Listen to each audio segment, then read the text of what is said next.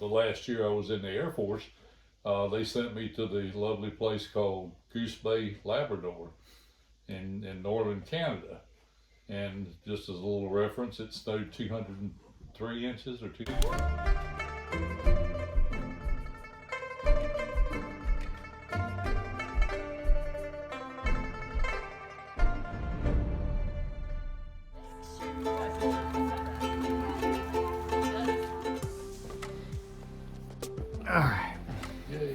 All right, I'm here with my dad and we are doing a book review. We're gonna throw a couple of extra books in there, but we're gonna do Modern Judo, and I'll have a link to it in the show notes. 1943, yeah, so the first printing edition was 1942, and this edition is 1943. And I wanted to start off this one with judo because that's what my dad, how he got started in his martial arts journey, which brought me to my martial arts journey. And he did judo in the Air Force. And I remember asking him how he got started into it. So anyway, so this is an interesting, very interesting book. Pre-World War II. No, Mid-World War II. Right in the middle of World War II. So it has stuff in it that's not in modern judo books. So anyway, do you want to share a little bit how you got started into judo? Yeah. Well, first off, let me say about this judo book, I'm surprised they even used the word judo, which is a Japanese. I don't know why they didn't use American fighting techniques or something, because it was right in the middle of the Second World War, and we were really hot and heavy with Japan at that time. But anyhow, that's something to be debated, I guess. But the way I got involved in it, the last year I was in the Air Force, they sent me to the lovely place called Goosebay, Labrador in northern Canada. And just as a little reference, it snowed 203 inches or 210 inches the year I was up there, something like that. Well, a little over 200 inches. Most of it didn't melt. And the coldest I remember it being, it got down to 35 below zero and stayed there like 3 days. And which is fine if you have an office job, but I had to go back and forth between the shop and the aircraft. So anyhow, there was, back into the judo, there was really not a whole lot to do there, although they tried to offer us things. But I saw this thing one day where somebody was talking about a judo club there. So anyhow, I went over and got on the judo club and got on the base judo team, and it was a good reference to be able to go back to the States because we could catch hops and go back into the States for judo tournaments. So that was a good ploy to get us back into the States. So that was how I got started. I heard that some of your judo tournament trips on airplanes, some of the airplanes were a little questionable. Yeah, you could say that. I remember one in particular that had the old canvas fold-down seats from the side, and the one I happened to get, luckily, was the crossbar that set right through the crack of my butt, excuse my friend, and the bouncing and bumping around. It was not in fact, I only flew on one military commercial flight the whole time I was in there. The rest of them were not. But anyhow, it was fun. It was fun.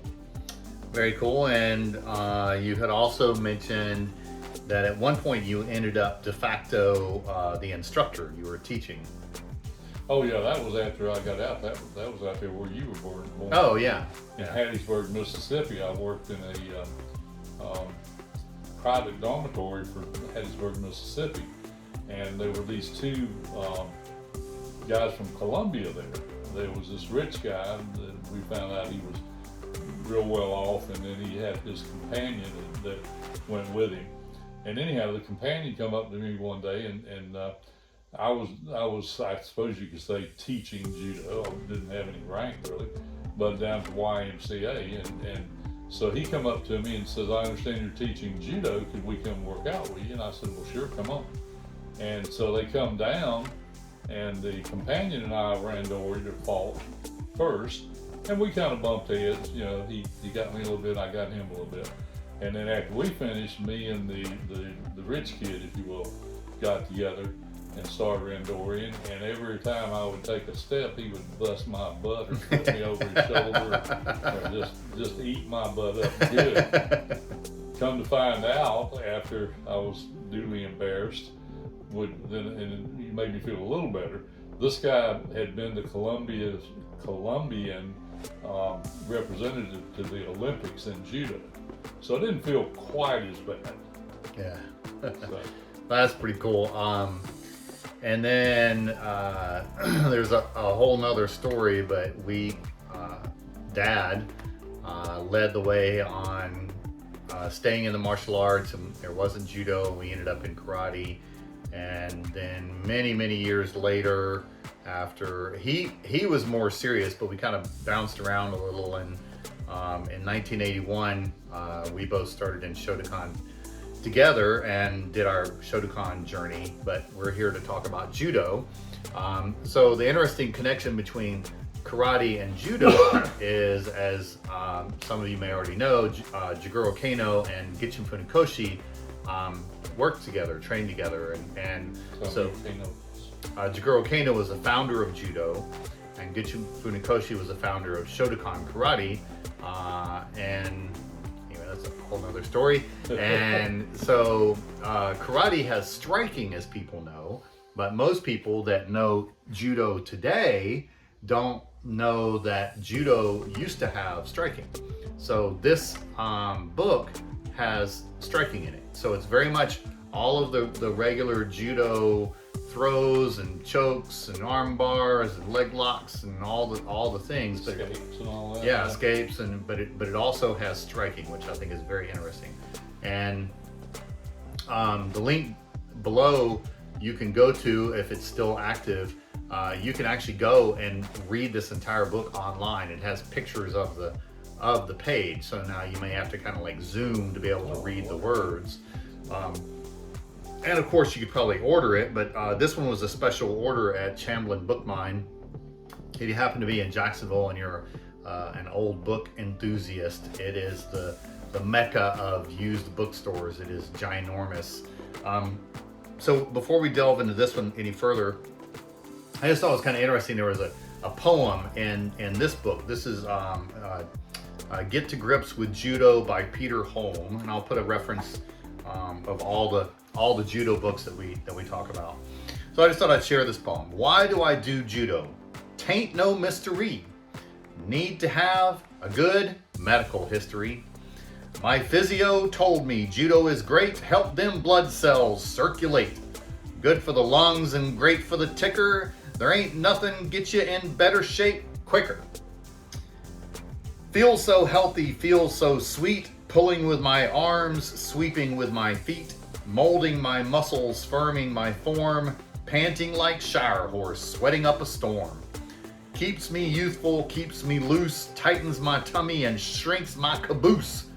Beats being sluggish, beats being lazy. Why do I do judo?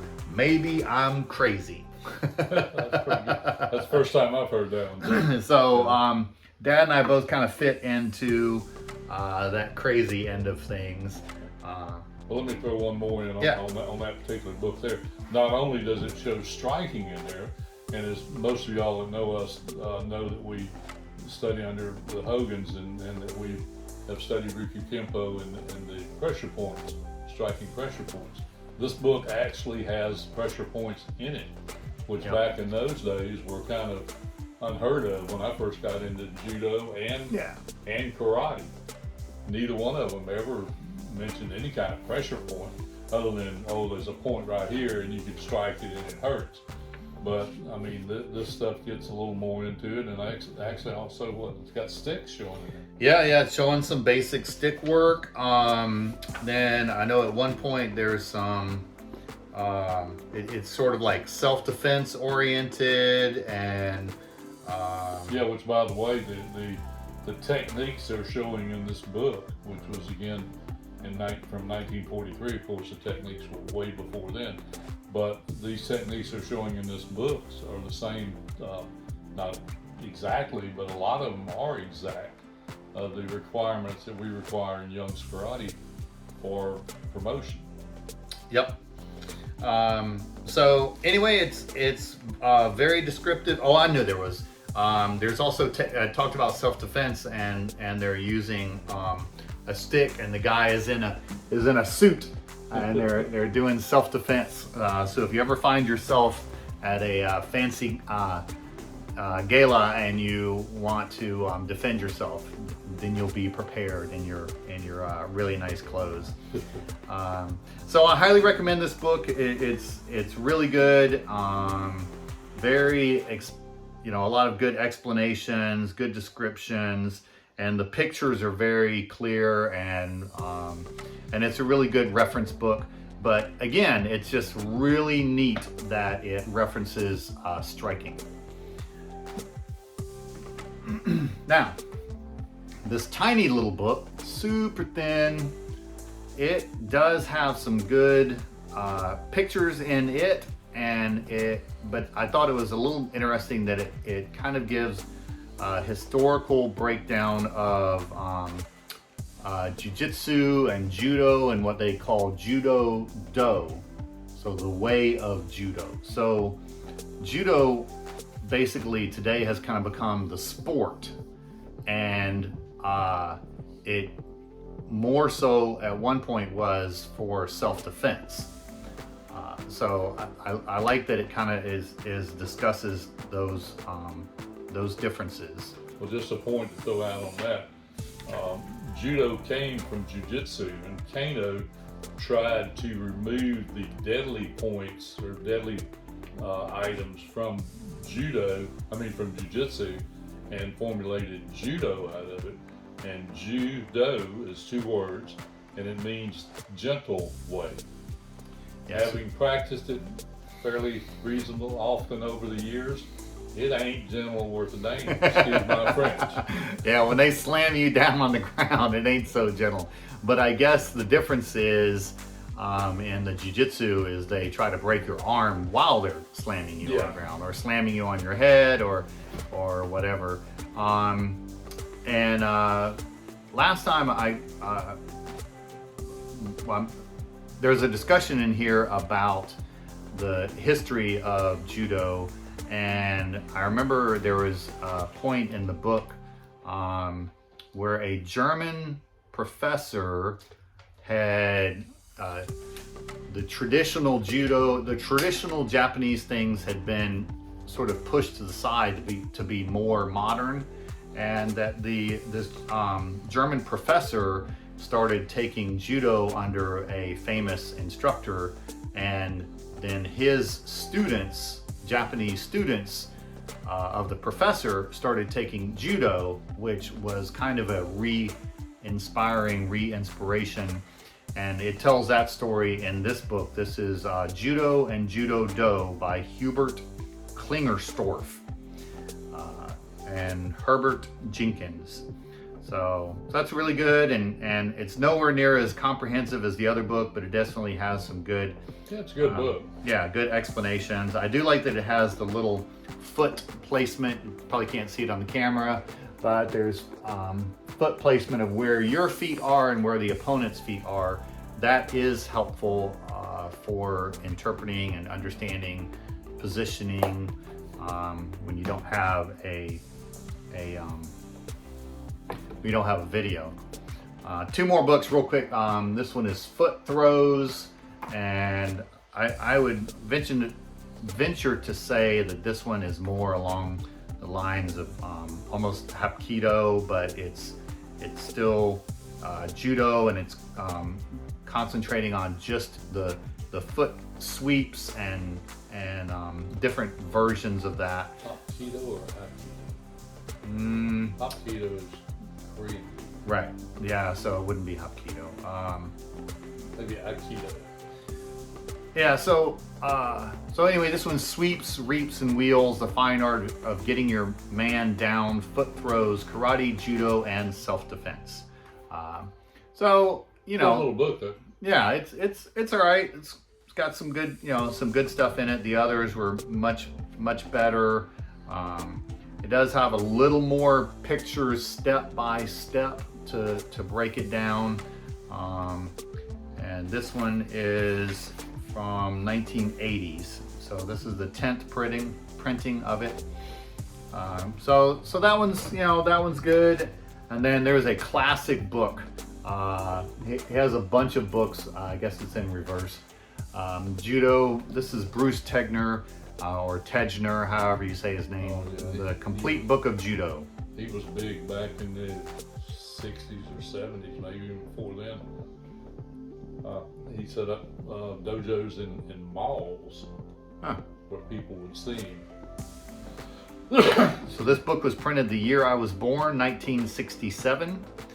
And his books, he's got karate ones, he's got a variety of different books from back in that period, and I just never liked his books. He had a lot of information, he did, but I don't know about you, but I've tried. I never cared for them. I've tried to read them, I've tried to go through them, and it's just hard to keep my attention. Well, back during those times, it was still under the, whatever you want to call it, understanding that you didn't teach a student a whole lot. He had to come along and stay with you, and you taught him a little bit at a time, and you never gave him all of it. And I think that's why the books are hard to follow. In fact, as good as some of these books are, I would never suggest to anybody trying to learn, particularly judo or any kind of martial arts, out of a book.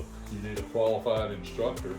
Absolutely. Particularly in judo, you need to learn how to fall. I mean, if you're doing karate, you might survive a kick to the head or a punch to the solar plexus or something. But in judo, if they throw you and you don't know how to fall and you fall on your head, you're probably done in if you get a good hard fall. Yeah, and I'll give kudos to my training, which I remember Dad was the first to show me break falls, and multiple times in my life I've used break falls to keep me from hurting myself. Me as well. I fell on an actual curb, like the corner of a curb, and I fell with my back like right in the middle of my back, and I did a break fall, and otherwise I would have landed and I probably would have broken something in my spine, even if I had just chipped something. But still, I feel like that really protected and saved me. The rolling and tumbling from judo, the groundwork is very strong, and I remember years later when the UFC came out, we started doing more grappling because people were looking for it. And I remember that I was thankful for my background in the judo, even though we very much emphasized karate, that helped me to honestly to stay a few steps ahead of our students on the groundwork, because they would come in, and I had some collegiate wrestlers come in, and Dad, I remember Dad would chime in on occasion and teach us an old judo technique, and back then he could pop off the name in Japanese, but I don't know if he still can anymore. But no, I play Japanese no more. So anyway, I appreciate you tuning in. Any other judo things you want? Just as far as being able to fall helped you, I fell off of the second step of 3 steps out of my back door several years ago now. Fell face down onto the ground and partially on the sidewalk. And no, I wasn't drinking. I stepped on something and twisted my ankle. But I fell properly, and it kind of knocked the wind out of me a little bit because it was a really hard fall. But it kind of saved my bacon, kind of like with Young with his fall on the curb. Yeah, and you're not 21 anymore. Yeah, let's quadruple that. Yeah. But I mean, you just like any martial arts or any kind of physical thing, I think you have to train until your training becomes automatic. Yeah. The technique does you. You don't do the technique. Absolutely. That's about all I Well, got. well, I hope you explore judo and appreciate our review of these books, and see the show notes if you'd like to buy any of them, and follow and click like and make a comment, ask questions, and I will respond to One those. other quick thing, Yeah. if you cannot find a judo instructor in your area, if you will contact us, we have a lot of contacts really all over the United States, Yeah. and all over the world for that matter, that we might be able to trace you down a good judo instructor. Yeah, we'll help you find a school. If you're in Jacksonville, you're also welcome to come to Young's Karate over at Trinity Baptist Church, and contact me, and I'll give you all their info. Appreciate you listening. God bless.